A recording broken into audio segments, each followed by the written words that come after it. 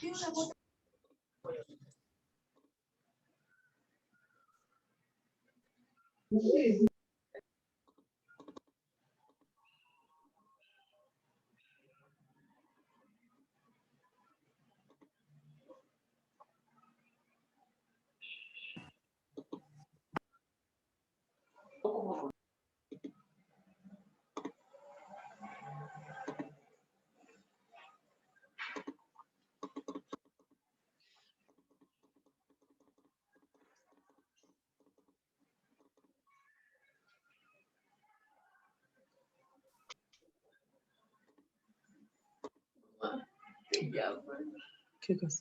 Comisión de tutoría.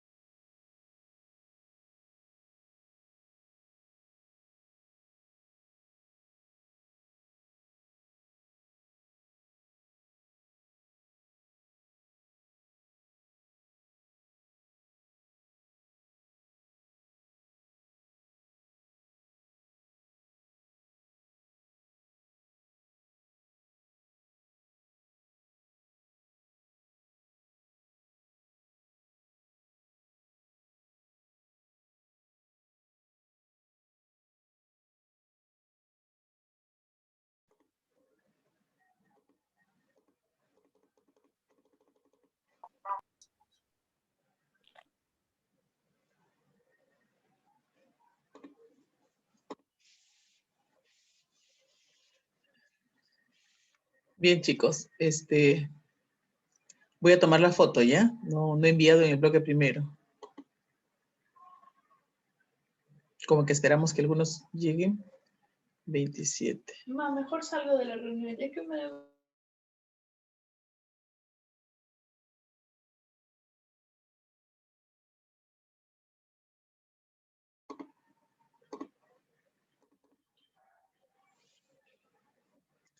Lucía, tu cámara. Flavia, tu cámara. Ya. Voy a tomar esta primera captura, ¿ya? Voy a ver quién está llegando. Ay, más está llegando.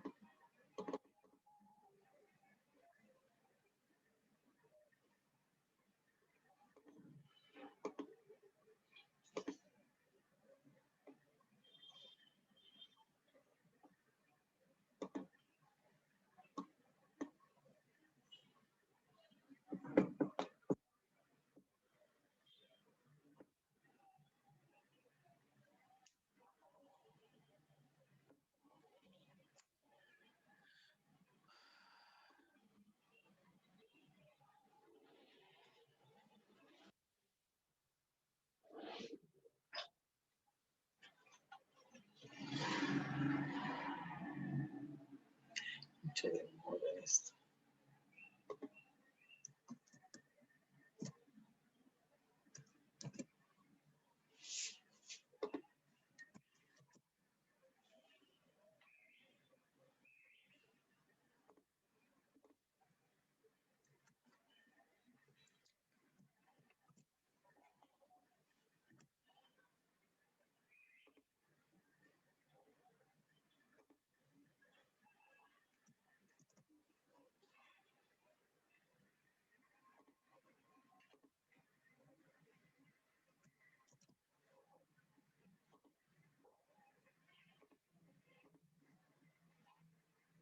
El segundo bloque.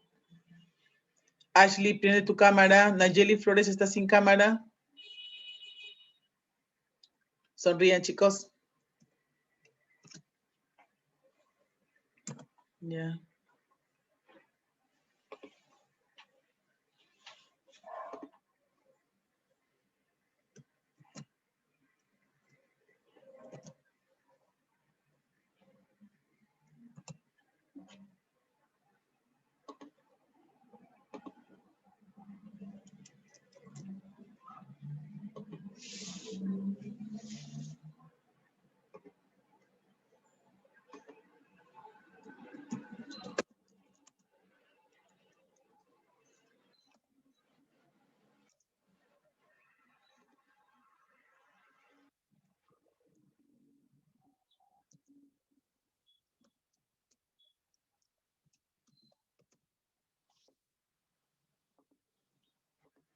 Bien, chicos, ya lo envié. Espero que han estado todos.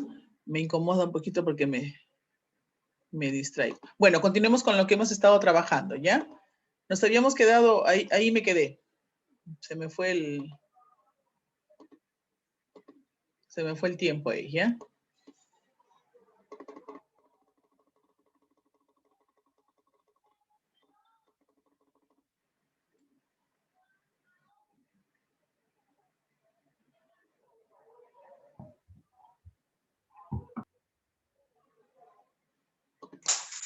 Luego voy a volver a tomar nuevamente porque hay alumnos que están llegando recién. Bueno, nos habíamos quedado en este bloque, ¿no? Luego de haber explicado brevemente aquí en la pizarra, les había indicado de que hablábamos de organización química, biológica y ecológica. Y habíamos dicho que la unidad de la organización química y eran los bioelementos, que estos se unían con otros, formaban biomoléculas, macromoléculas, etc. Y en el caso de la organización biológica hablamos que la unidad básica era la célula. Ella daba origen. Conjunto de células tejido, conjunto de tejidos órganos, seguíamos con aparatos, sistemas, individuos, hasta terminar en biosfera. Y en el caso de la organización ecológica, igualmente el ecosistema era la unidad básica, ¿correcto? Ya, ahora vamos a ingresar a esta parte de lo que comentábamos en un inicio, ¿no? Las características de los seres vivos. ¿Cómo yo puedo decir, este ser tiene vida o no tiene vida? Y ahí entramos en la polémica, antiguamente, ahora ya está bastante claro, acerca de lo que era el virus, ¿no? Si es que eran seres vivos o no lo eran. Entonces, los seres vivientes tienen ciertas características que son básicas. Entonces, para ello, nosotros vamos a compartir este material. Sobre todo, lo importante de esto es que podamos entender de que el metabolismo es un proceso de transformación, ¿ya? Es un proceso de transformación que, por ejemplo, te explico brevemente. Si yo tengo un pan, ¿cómo así el pan, que es un carbohidrato, va en algún momento a formar parte de mi cuerpo? ¿Cómo así, por decir una pierna de pollo, ¿no? En la forma como lo vemos de manera visual, ¿cómo así ella es una proteína, la carne, las fibras de carne, en este caso de los músculos del pollo, son proteínas? ¿Cómo así esta proteína va a formar parte de mi cuerpo? ¿Cómo así esta proteína va a ser va a construir mi cuerpo?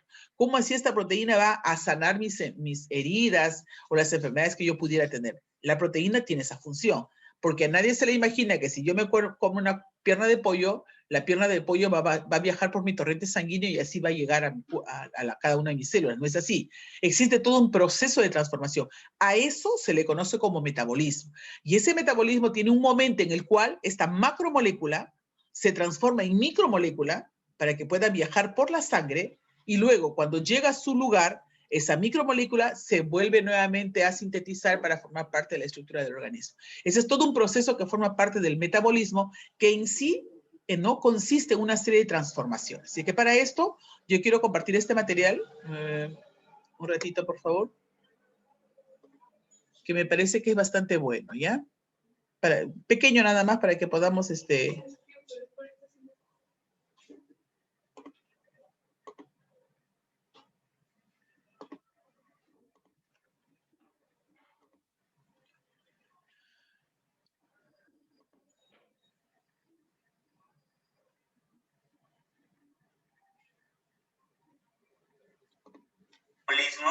y las principales diferencias que hay entre las dos rutas metabólicas, el anabolismo y el catabolismo. Bien, ¿qué es el metabolismo? Aquí hemos puesto algunas imágenes que nos pueden ayudar a refrescar la idea de metabolismo, fíjate, que estamos viendo en ellas. Ajá, yo sé que nos vamos dando cuenta que estamos hablando como que de transformaciones, ¿verdad? Pues bien, Se denomina metabolismo al conjunto de reacciones químicas y transformaciones energéticas que ocurren en las células. Estos cambios, tú te preguntarás, ¿por qué son importantes? Son importantes para llevar a cabo los procesos que mantienen vivo a un organismo. Las reacciones metabólicas conducen en esencia a la transformación de moléculas, ya sea a través de la síntesis, como estamos señalando aquí, de nuevas moléculas o la degradación de otras. Todas estas reacciones son mediadas por unos compuestos que se llaman enzimas, que los estudiaremos más adelante. Algunas reacciones metabólicas ocurren espontáneamente, como las que estamos señalando, y por lo tanto liberan energía. Estas los científicos les llaman exergónicas. Otras, en cambio, no ocurren en forma espontánea, como las que estamos mencionando aquí, y por eso requieren de un aporte de energía. A estas les llaman endergónicas. En general, el metabolismo está formado por dos vías de reacciones metabólicas: el anabolismo y el catabolismo. Veamos brevemente lo que significa cada una de ellas. Aquí tenemos dos claros ejemplos del anabolismo: la fotosíntesis y la quimiosíntesis. Fíjate la palabrita síntesis, síntesis. Ajá. Por lo tanto, el anabolismo es la vía de reacciones de síntesis. Síntesis quiere decir formación de moléculas complejas a partir de moléculas sencillas llamadas precursores. Este tipo de reacciones, como habíamos mencionado, son endergónicas, pues requieren de la energía proporcionada por la entrega de un grupo fosfato de ATP. Esto lo veremos más adelante en esencia, lo que significa el ATP. Tenemos que relacionarlo con la energía. Ahora bien, cuando las moléculas precursoras son inorgánicas, el metabolismo es autótrofo y se realiza mediante fotosíntesis o quimiosíntesis. Cada uno de estos procesos los explicaremos, por supuesto, más adelante en detalle. Ahora tenemos la otra vía. Si esta vía es de ida, por decirlo así, la otra vendría a ser de regreso, que vendría a ser el catabolismo, que vendría a ser el conjunto de reacciones de degradación. Mientras que una es síntesis, formación, otro es de degradación. Uno construye, otro destruye. De moléculas orgánicas complejas en otras más simples. Con lo cual, se libera la energía contenida en las moléculas orgánicas y esta es almacenada en moléculas de ATP, la energía, que la célula luego va a utilizar para llevar a cabo sus funciones vitales.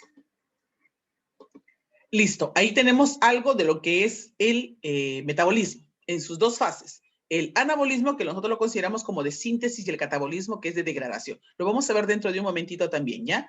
Otra característica, otra función que debemos de repente de considerar dentro de lo que estamos estudiando, desarrollando en este momento, es la siguiente, acerca de lo que significa para nosotros la homeostasis, ¿ya? ¿Qué es la homeostasis? ¿Sabemos algo de la homeostasis? Es bueno que sepamos para que podamos entender ese equilibrio, en qué consiste ese equilibrio del cual vamos a hablar en este momento, ¿no?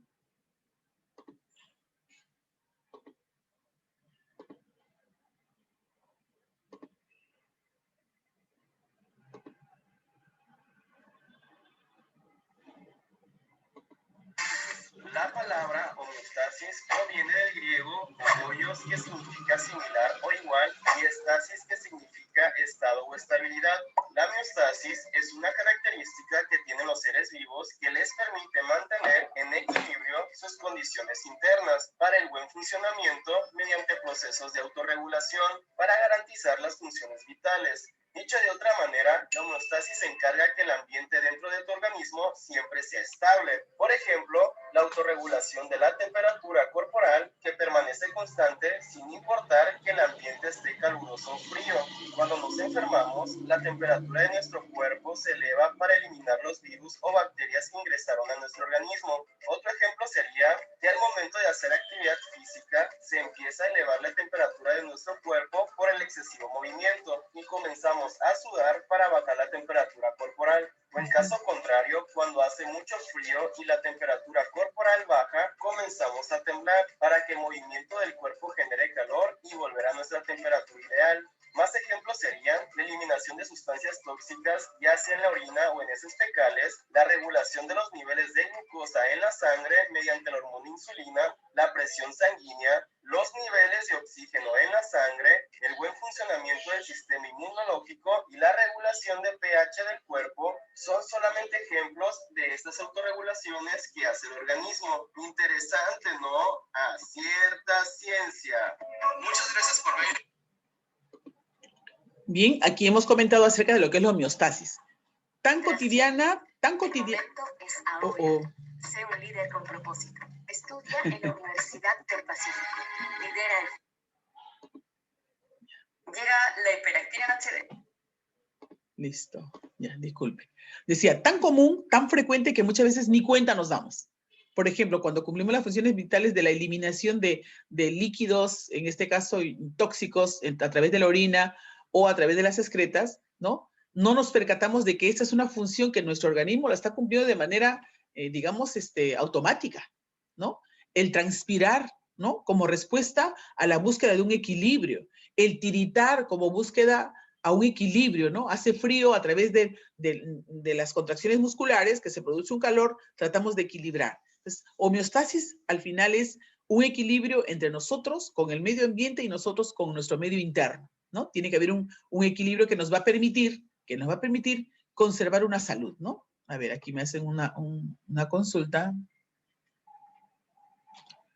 Sí, pues no, se me pasó, hijo, no hice el clic y seguía pasando. Entonces, ahí tenemos dos, metabolismo y homeostasis, ¿ya? Vamos a seguir considerando alguna más, otra característica más, que es importante de repente que la tomemos en cuenta. Función de relación. Es pequeñita nada más. La función de relación es el conjunto de procesos por los que los seres vivos obtienen información del medio que los rodea y también del interior del organismo, es decir, su propio cuerpo, y elabora la respuesta adecuada en cada momento.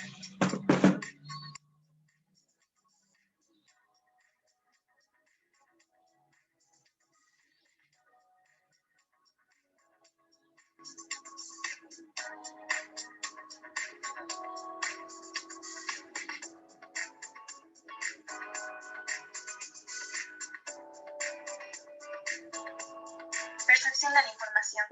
La mayor parte de las células del organismo no pueden captar la información que proviene del exterior. Las células nerviosas que realizan esta función se denominan receptores sensoriales. En los órganos de los sentidos se localizan estos receptores sensoriales que captan los estímulos que provienen del exterior del cuerpo. La segunda fase es la interpretación de la información. En esta fase, el sistema nervioso realiza la interpretación de la información, especialmente el cerebro, que es el encargado de analizar la información captada.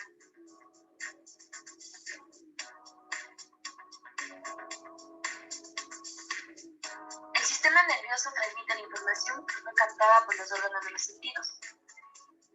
Y una vez que ha llegado la información al cerebro, el cerebro se encarga de interpretar la información y de elaborar órdenes.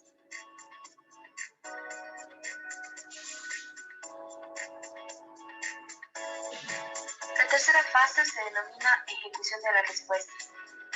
En esta, los encargados de ejecutar las órdenes recibidas del sistema nervioso central se denominan órganos efectores. Según los órganos efectores implicados, existen respuestas de dos tipos: una respuesta motora y una respuesta glandular.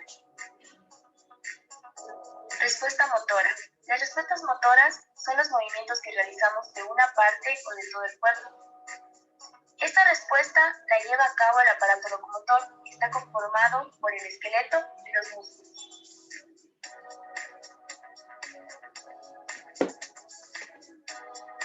Algunos ejemplos de respuesta motora son correr, en la que implica el movimiento de todo el cuerpo, o coger una taza que está a punto de caer, en la cual únicamente movemos nuestra mano.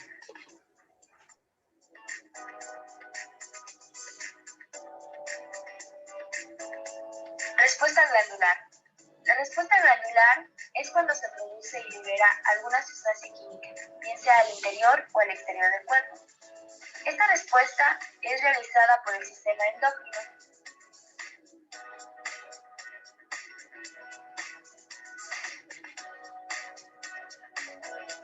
Algunos ejemplos de respuesta glandular son el sudor, la saliva, las lágrimas.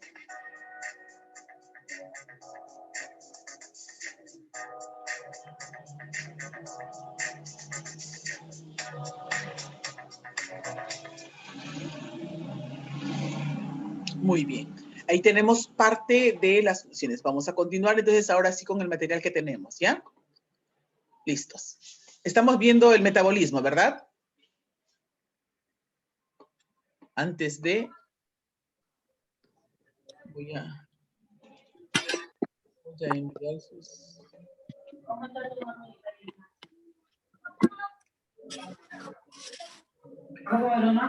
Voy a enviar el segundo bloque, ya las fotos del segundo bloque. Por si acaso, yo estoy tomando nota de los alumnos que están apagando su cámara. Ya saben que la nota del alumno que está con cámara es una y la que no tiene cámara es otra. Eso ya está dentro de lo que es participación. ¿Ya?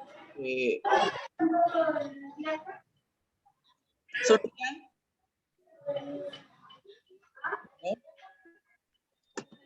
¿No? Con sonrisita para que...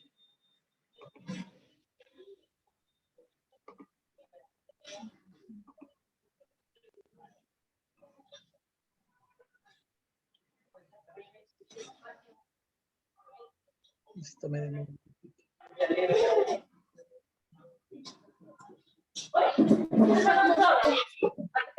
¿Ahorita lo has hecho? No, en casa. ¿Te gusta con chapa? No tengo acá. ¿Tienes más?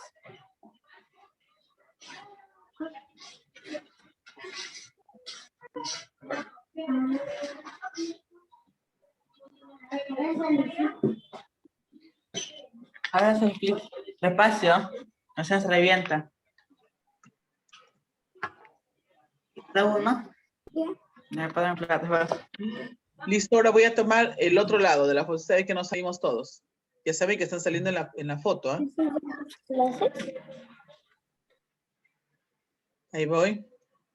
Sonrían. Ya, igualmente.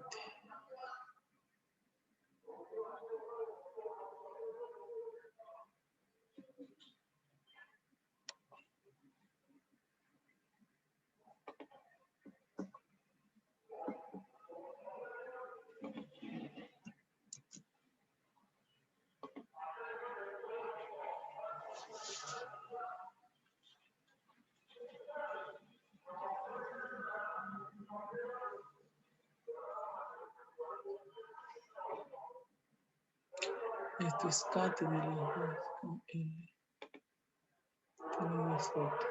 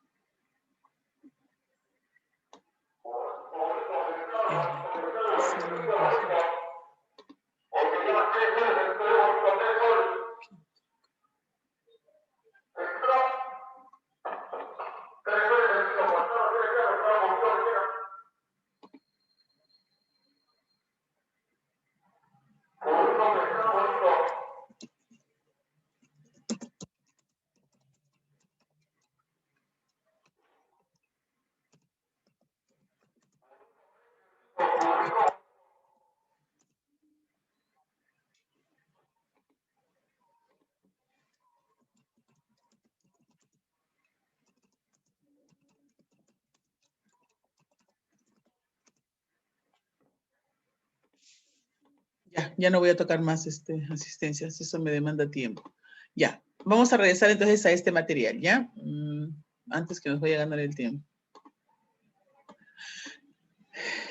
Textual, ya sabemos lo que es el metabolismo, hemos compartido con el video, hablamos del metabolismo en sus dos momentos de síntesis y degradación, o también llamado anabolismo y catabolismo, ¿ya?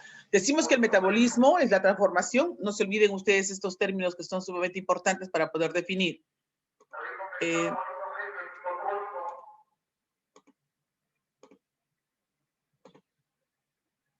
Dice el metabolismo, ¿qué cosa es? Transformación. ¿De qué? de la materia y la energía para poder vivir, llámese especie animal, vegetal o el humano, ¿no? Todos los seres vivos necesitan energía para realizar diversas funciones internas e interactuar con su medio ambiente, ¿no? También necesitan diversos materiales para completar su correcto funcionamiento. El metabolismo y el catabolismo son reacciones antagónicas, separadas para el mejor estudio, pero ambas forman una unidad conocida como el metabolismo. Ya lo hemos visto, no te olvides que anabolismo significa síntesis, separación de moléculas, y síntesis, unión de moléculas, síntesis o fabricación también le dicen, ¿no? Síntesis o fabricación, y que el catabolismo significa degradación, separación de las moléculas, ¿no? Procesos necesarios para que se pueda llevar a cabo esta función de metabolismo. Luego hemos hablado acerca de lo que es la homeostasis, es una búsqueda del equilibrio, ¿no?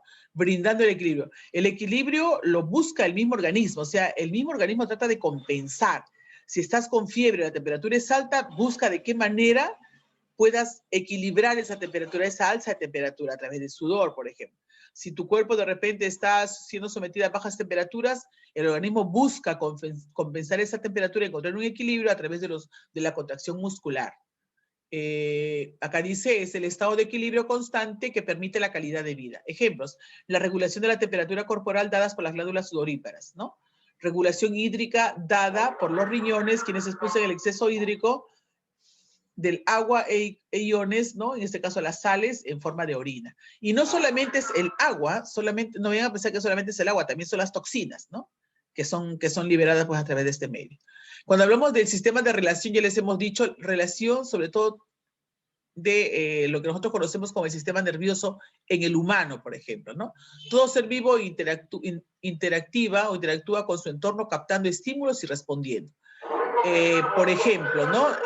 La presencia del sol, ¿no? Cuando nosotros vemos algo bien típico para poder notarlo es el caso del girasol.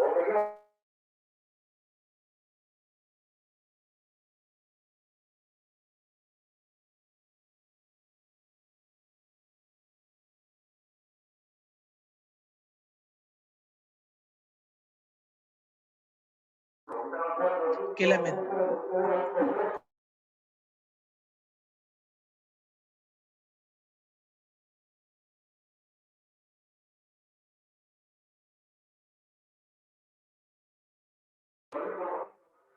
Es lamentable, pero bueno, forma parte de la necesidad de las personas. Se paran aquí justo en una esquina y con su megáfono están vendiendo al bonito. Bueno, decía, ¿no? Ya me sacó del tema. Relación, la función de relación, ¿no? Decíamos cómo así, por ejemplo, vamos a tener el caso del girasol. Su nombre justamente radica en eso, ¿no? El girasol gira, ¿no? De acuerdo a la presencia del sol, ¿no? Cómo lo percibe, ¿no? Si el sol está en la mañana en este lado hacia el este, el girasol está aquí. Al mediodía está aquí y en la tarde está girando, ¿no? Entonces, ese movimiento que realiza, por ejemplo, el girasol es un movimiento que es en respuesta a un estímulo. El estímulo es la luz y la respuesta es ese movimiento que realiza, ¿no? Al igual que el girasol, por ejemplo, nosotros también tenemos algunas manifestaciones de respuesta frente a estímulos. Muchas veces entre compañeros, si yo estuviese en aula, yo lo hubiera hecho con cualquiera de ustedes. Yo me acerco a un alumno y de pronto le acerco mi puño, ¿no? Y lo primero que hace la persona cuando te acercan un puño es cerrar los párpados. Entonces, el estímulo es el puño y la respuesta sería, pues, el cerrar los párpados. Eso nos permite, por ejemplo, saber, ¿no? Que el sistema nervioso está funcionando. No sé si ustedes han visto en las películas también cuando una persona tiene un problema, se ha desmayado para ver si está muerto o no, cuál es su sensibilidad, le abren los ojos y le ponen una linterna, ¿no? Para ver si es que la pupila se dilata o no se dilata. Eso es característico. Si se dilata, lo que se conoce como midriasis y meiosis, ¿no? Entonces, son respuestas frente a determinados estímulos. Este tipo de manifestaciones del sistema de relación no solamente es en organismos multicelulares, sino también en organismos menores que hay que tomarlo en cuenta, ¿ya? ¿Qué más nos dicen? A ver, me dice, los seres vivos interactúan, ya hemos dicho. También se da los estímulos internos, ¿no? Primero acá. Los estímulos pueden ser externos, como es el fototropismo. ¿Fototropismo qué significa? Foto es luz, ¿no? Orientación hacia la luz. El geotropismo, orientación hacia la tierra. También se dan los estímulos internos como la sudoración debido al exceso de la actividad muscular, la micción debido al llenado de la vejiga. Las respuestas pueden ser adaptación, ¿no? Cuando el estímulo es permanente, y de irritabilidad cuando el estímulo es temporal. Luego hemos visto, o hay que considerar también el crecimiento y desarrollo como otra característica más, donde se sabe que todos los seres vivos pues crecen, como decía la compañera, crecen, se reproducen y mueren, ¿no? Se desarrollan y se reproducen y luego mueren, lo que se conoce como el ciclo vital. El crecimiento es el aumento del volumen y el peso de un organismo, mientras que el desarrollo es un proceso gradual de cambios que tienen como consecuencia la maduración del ser vivo. Ustedes están en proceso. El crecimiento está determinado por varios factores, entre ellos se distinguen dos grupos, los extrínsecos, que son los externos, y los intrínsecos, que son internos. Si vemos alguno de los factores extrínsecos externos, tenemos al clima, por ejemplo, ¿no? La alimentación, ¿no? La cual influye en la calidad y la cantidad del crecimiento y desarrollo. Va a depender mucho, incluso en estos momentos, de la economía para tener una alimentación de repente adecuada, ¿no? Y los factores intrínsecos, ¿cuáles son? Los patrones genéticos. Yo puedo de repente tener patrones genéticos de una estatura sumamente alta, ¿no? Mis padres son altos, pero si yo vivo, ¿no? en un ambiente, en un hogar donde la economía es bastante escasa, ¿no? Mi alimentación va a ser deficiente, y por más que genéticamente yo tenga la posibilidad de ser alto y no sé cuántas cosas más características, lamentablemente mi condición y digamos la característica de mi estructura corporal no va a rendir a ese patrón genético porque hay una deficiencia de nutrientes, ¿no? Otro factor intrínseco es la acción de las hormonas, que permite la diferenciación y la organogénesis, ¿no? Organogénesis significa origen de órganos, ¿no? O desarrollo de los mismos. Acá tenemos un tema que es bastante importante y espero que sea desarrollado de manera independiente, que es con respecto a la reproducción y la herencia. Es un tema sumamente importante. ¿Por qué tienes el color de ojos de tu papá? ¿Por qué no es de tu mamá? ¿Por qué de pronto no has sacado el cabello ni de tu papá ni de tu mamá, sino de tu abuelo? ¿Por qué de repente tu color de piel no es de tu mamá, sino es de tu papá? ¿No? Estas características genéticas, ¿no? Se van a estudiar más profundamente dentro de lo que es la herencia. Cuando hablamos de la reproducción y herencia, decimos que mediante la reproducción los organismos dan lugar a descendientes iguales. Hablemos de una reproducción asexual. Cuando es asexual es idénticamente a la madre, ¿no? Sin variabilidad genética. Si es blanco, será blanco. Si es marrón, marrón. Si es negro, es negro. O semejantes a ellos mismos, dice, cuando la reproducción es sexual con variabilidad genética. Cuando hablamos de una reproducción asexual, ¿no? El hijo o célula hija es exactamente igual que la madre. No hay opción, no hay papá, mamá, solamente es uno. En cambio, cuando hablamos de una reproducción sexual, sí tenemos femenino, masculino, ¿no? Entonces, ahí sí se puede hablar de una predominancia genética. O sales al papá o sales a la mamá, ¿no? Ese es por azar. Esto garantiza la supervivencia, o sea, la sucesión de generaciones de estas especies en el espacio y el tiempo. La información genética de los seres vivos se encuentra almacenada en forma de moléculas llamadas ADN. Estas moléculas contienen codificadas, dice, toda la información necesaria para el funcionamiento y desarrollo de un ser vivo cuando un ser vivo se reproduce. Pasa esta información genética a sus descendientes, ¿no? Eso es lo que nosotros sabemos con relación al por qué tenemos esta característica física de repente cada uno de nosotros. Cuando hablamos de la evolución, por ejemplo, hay un tema, tenía un video chiquito sobre evolución, pero me va a faltar el tiempo. No voy a poderlo pasar. Dice, cuando cambiamos, hay que entender que la evolución significa cambio, ¿ya? Evolución es cambio, es modificación. Pero este cambio o modificación se va a llevar a cabo en el transcurso del tiempo, no es inmediata. No es como digamos, la mutación, ¿no? La mutación, por ejemplo, ofrece cambios genéticos inmediatos, ¿no? Pero en cambio la evolución hay cambios, digamos, externos, sobre todo, de manera gradual, es con el transcurso del tiempo, no es inmediato, no es que tú lo puedes apreciar. Es como decir digamos, la evolución del hombre, por ejemplo, ¿no? Ha sido progresivo poco a poco. Es el cambio de la frecuencia de los alelos de los genes para una determinada característica de una población a lo largo de las generaciones. Este cambio puede ser causado por diferentes mecanismos tales como la selección natural, que es la fuerza más importante de la evolución, la deriva genética, la mutación y la migración o flujos genéticos para que este cambio sea exitoso o importante el proceso de adaptación, dice, ¿no? Con respecto a la evolución es un tema sumamente importante. Y yo suelo comentar esto con mis estudiantes porque si hablamos de la evolución, yo les decía, préstame tu teléfono, Carla. Yo les decía, Carla,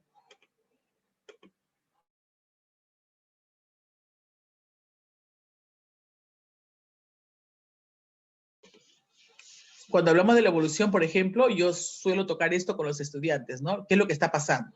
Ya sabemos que la evolución es la transformación en el transcurso de un tiempo. Y dentro de ello vienen pues algunos principios o leyes ya preestablecidos por los científicos. Por ejemplo, ¿qué pasa con nosotros, con ustedes sobre todo ahora, con el uso de los teléfonos? Todos los estudiantes están, ¿no? Escriben, ¿no? Ustedes escriben bien rápido, ¿eh? Yo me demoro escribiendo, yo no hago mucho uso de mis dedos gordos. ¿Por qué? Porque mi cerebro está más acostumbrado a digitar con todos mis dedos, ¿no? A, S, D, F, G, I, L, K, J, H, Q, W, R, T, o sea, mi mente sabe de memoria cada letra con cada dedo. Entonces yo cuando quiero escribir en el teléfono, en el dispositivo telefónico, me es difícil, porque mi cerebro está más a los tableros, ¿no? Entonces, en cambio ustedes, porque eso es una modernidad, agarran el teléfono y yo los veo que trabajan con una agilidad. Yo veo cómo estos deditos pulgares se mueven y se mueven y se mueven. Y es más, escriben rapidísimo. Sin que ustedes conozcan el A, S, D, F, G, ustedes escriben rapidísimo, ya saben dónde están las letras, pero todo con estos dos deditos. Ese accionar, por cuestiones evidenciales de la evolución, va a hacer de que estos dedos, con tanto uso, ¿qué va a pasar con el tiempo? ¿Van a ser iguales? ¿Van a ser iguales? No. Les va a crecer. Normalmente los dedos son así. A esta generación y a las futuras, este dedito va a salir más grandecito, por evolución. Ya pues, desde ahora tomémonos fotos. Yo voy a tomar mi foto y voy a dejar de recuerdo para mis generaciones futuras, para que vean que los dedos en el humano eran así, y para ese entonces, pues, me imagino que serán así, ¿no? Ya serán igual que los otros dedos, porque eso es lo que va a pasar. Si es que seguimos así, imagínense, tenemos todo un año de pandemia donde las personas, en general, a nivel mundial, estamos haciendo esto, ¿no? La mayoría están con los teléfonos, los maestros por lo menos estamos, pero yo no, porque yo no utilizo este dedo, yo utilizo todos mis dedos, es más, agarro este, y si no, mi computadora. Pero ustedes como estudiantes, la generación de ustedes, son una generación que algo va a pasar con estos deditos, tengan ustedes la seguridad, ¿ya? Entonces, de eso se trata cuando hablamos, en este caso, de lo que es la evolución, ¿ya? Otro datito más, acá estamos considerando, por ejemplo, el movimiento. Ya, con respecto al movimiento, a veces se decía, por ejemplo, que las plantas no se mueven, dice, ¿no? ¿Las plantas se mueven o no se mueven las plantas? A ver, ¿las plantas se mueven? ¿Qué dicen, chicos? ¿Las plantas se mueven? A ver, competencia, a ver las chicas, ¿qué dicen las chicas? ¿Las plantas se mueven o no se mueven? ¿Qué dices, Cabrera? A ver, Córdoba, André, sí dicen, las plantas sí se mueven. ¿Se trasladan o no se trasladan? ¿Se trasladan? No se trasladan, ¿no? No se trasladan, pero sí se mueven. Sí se mueven. Creo que eso sí ya está bastante claro. Y ese movimiento, o sea, tiene su nombre, ¿no? Existen los tropismos y existen las nastias, por ejemplo, ¿no? Dentro de los tropismos se habla de la orientación, dice. Tropismos son orientación, ¿no? Geotropismo, orientación hacia la tierra. Fototropismo, orientación hacia la luz, dice, ¿no? Entonces, de eso se trata, tiene movimiento, pero no se traslada. Muy bien, así es, muy bien. Tiene movimiento, pero no se traslada.